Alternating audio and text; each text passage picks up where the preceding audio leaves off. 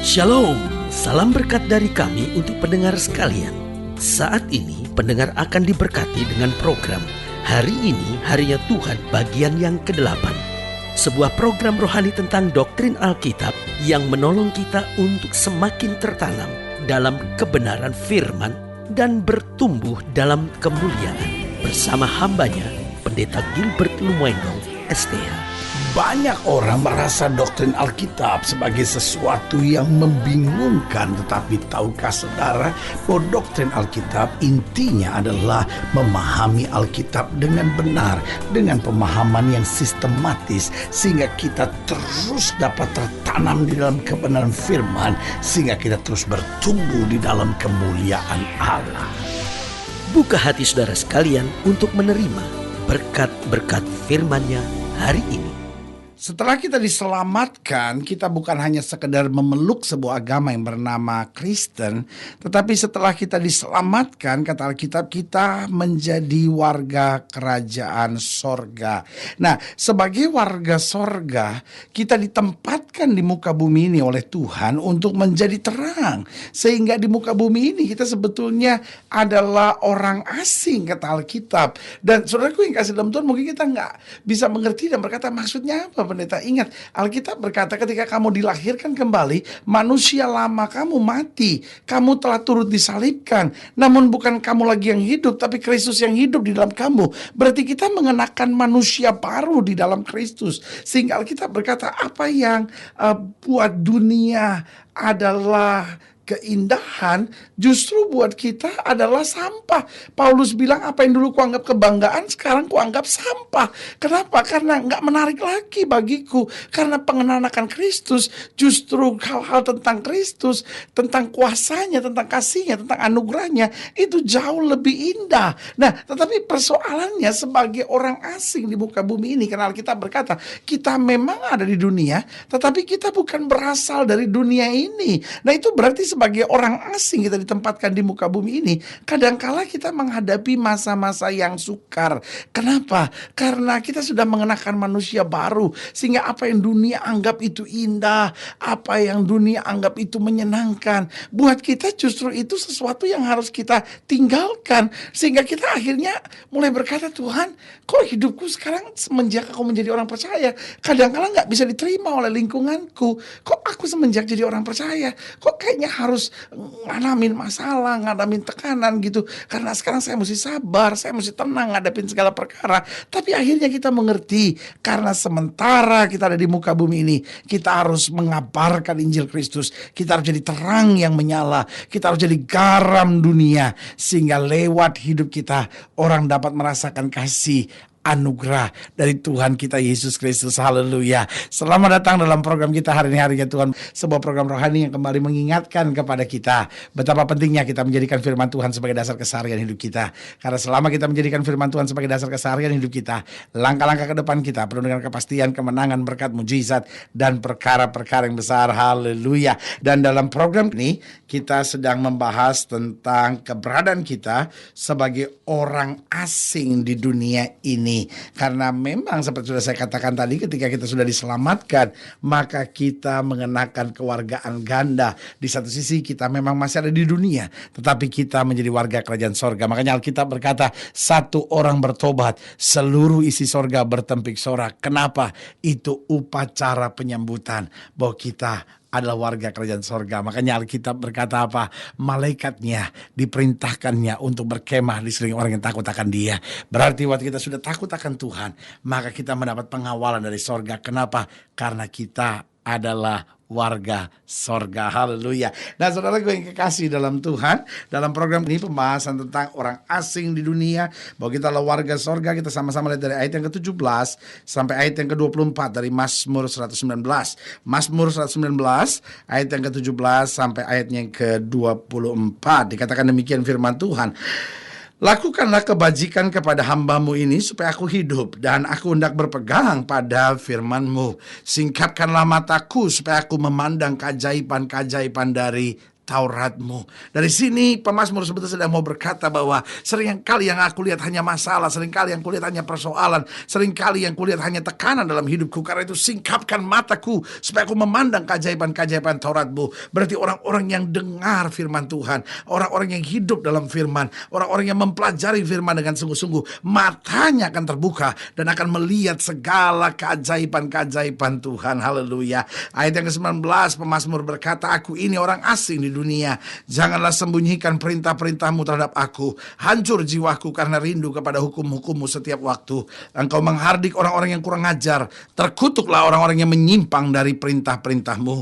Gulingkanlah dari atasku celah dan penghinaan, sebab aku memegang peringatan-peringatanmu. Sekalipun pemuka-pemuka duduk bersepakat melawan aku, hambamu ini merenungkan ketetapan-ketetapanmu. Ya, peringatan-peringatanmu menjadi kegemaranku, menjadi penasehatku. Saudaraku yang kasih dalam Tuhan, sampai pemazmur berkata, sekalipun pemuka-pemuka duduk bersepakat melawan aku, tetap aku akan merenungkan ketetapan-ketetapanmu. Dengan lain kata, pemazmur mengerti betul tentang apa artinya firman, bahwa firman menjadi penghiburan, firman menjadi kekuatan, firman menjadi jaminan, meskipun kita di muka bumi adalah orang asing di hadapan dunia ini. Nah, saudaraku yang kekasih dalam Tuhan, apa artinya kita orang asing di dunia ini? Yang pertama, ada banyak prinsip-prinsip dunia yang akan berbeda dengan kita. Dan saudaraku yang kasih dalam Tuhan, perbedaan jangan dipakai sebagai alat untuk persoalan keributan.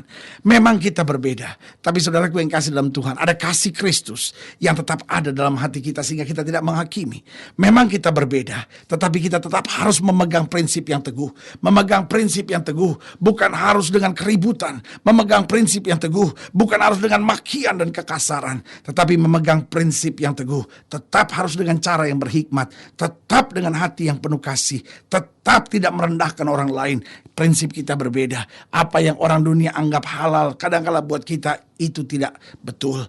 Apa yang orang dunia anggap biasa, ya namanya rumah tangga, pendeta ada masalah, ya sekali-sekali berselingkuh sejauh cuman ya senang-senangan saja kan nggak apa-apa lah pendeta. Sebenarnya yang kasih dalam Tuhan itu prinsip yang sangat berbeda.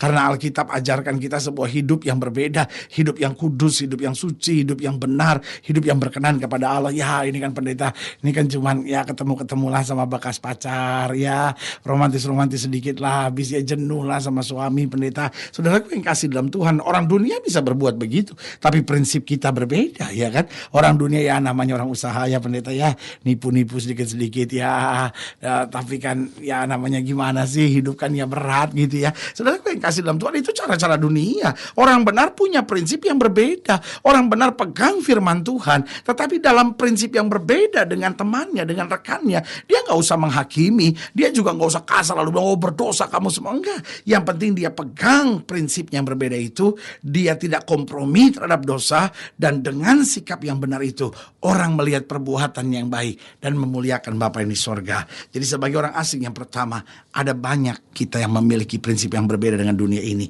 Yang kedua, kadang-kala kita akan merasa berat di muka bumi, kadang-kala kita merasa tertekan. Aduh pendeta, saya itu dalam lingkungan bisnis saya pendeta, kadang-kala saya dianggap pastor kesiangan lah, saya dianggap pendeta yang gak sampai lah, segala macam pendeta saya diomongin. Atau mungkin sudah berkata, aduh pendeta, kadangkala di dalam lingkungan pekerjaan saya dianggap cari muka lah, saya dianggap ngejilat lah, karena saya gak mau cara-cara dunia, saya gak mau cara-cara yang gak benar gitu. Saya langsung dicap yang enggak-enggak, sampai saya disingkirkan sama teman-teman saya. Saudaraku yang kasih dalam Tuhan, kadangkala memang kita merasa berat kok di muka bumi, tapi gak apa-apa, kita ada di muka bumi bukan untuk menikmati kesenangan kok. Kita ada di muka bumi untuk berbuah lebat bagi kemuliaan nama Tuhan. Kita di muka bumi untuk bekerja keras. Kita di muka bumi untuk menyatakan kemuliaan Tuhan.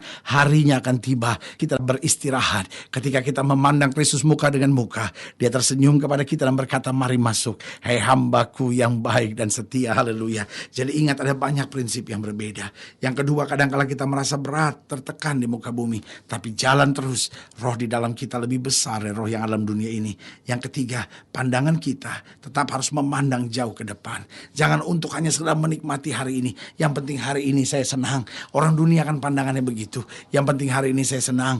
Yang penting hari ini saya merasa diberkati. Ya cukup. Nanti besok terserah lagi, mana nantilah. Tetapi hidup Kristen, hidup yang jauh ke depan. memandangnya. Alkitab berkata, karena iman setelah dewasa, Musa menolak disebut anak putri Firaun karena ia lebih suka sengsara bersama dengan umat Allah daripada untuk sementara menikmati kesenangan dari dosa. Pandangannya ia arahkan kepada upah. Jadi ia memandang jauh ke depan. Kalaupun di dunia ada tantangan dan pergumulan, dia tahu harinya akan tiba. Mahkota Tuhan sediakan buat orang yang percaya. Jadi ingat, yang pertama, ada banyak prinsip yang berbeda karena kita orang asing di dunia ini. Karena kita adalah warga kerajaan sorga yang Tuhan tempatkan untuk menjadi saksi Tuhan. Yang kedua, kadang-kala kita akan merasa berat di muka bumi. Yang ketiga, pandangan kita harus tetap memandang jauh ke depan tentang upah yang tersedia. Dan yang keempat, Alkitab berkata, karena aku, kamu akan dibenci oleh semua orang. Karena kita orang asing di muka bumi, karena kita warga kerajaan sorga, orang akan membenci kita, orang akan menertawakan kita sambil berkata, wah, apa itu orang Kristen? Katanya dia anggap cuman dia yang masuk sorga karena Yesus satu-satu jalan selamat. Sebagai hamba Tuhan, saya mau ingatkan, jangan balas yang jahat dengan yang jahat. Orang boleh saja merancangkan yang jahat, tetapi tabur kasih senantiasa. Tabur kasih senantiasa. Karena itu yang Kristus ajarkan buat kita. Mungkin ada orang-orang di sekitarmu yang merancangkan yang jahat. Mungkin ada orang-orang di sekitarmu yang mengecewakan dan menyakiti hatimu. Sebagai hamba Allah, saya mau ingatkan, kita orang asing di muka bumi. Betul kita harus bekerja keras. Betul kadang-kala kita tertekan. Betul kadang-kala kita akan disingkirkan. Betul kadang-kala kita akan dibenci. Betul banyak prinsip-prinsip yang berbeda. Tetapi dengan rendah hati, tetap minta hikmat Tuhan, tuntunan kasih dari Roh Kudus. Maka saudaraku yang kasih dalam Tuhan, saya percaya orang benar akan tetap berjalan dalam kemuliaan Tuhan. Haleluya. Setiap saudara ingin didoakan secara khusus, boleh taruh tangan kanan saudara di dada. Mungkin saudara sakit, mungkin saudara berbeban berat, mungkin saudara berasa, aduh pendeta sebagai orang Kristen kok saya ngadepin banyak tantangan ya. Taruh tangan kanan saudara di dada, karena kita percaya bahwa bagi Allah tidak ada perkara yang mustahil. Kita doa. Bapa, dalam nama Yesus kami mengerti, kami adalah warga kerajaan sorga yang ditempatkan di muka bumi ini untuk menjadi terang bagi banyak bangsa, bagi banyak orang, bagi setiap orang yang mau mengalami keselamatan. Itu sebabnya hamba berdoa di dalam nama Yesus, Tuhan jamah jangan lalui satu orang pun.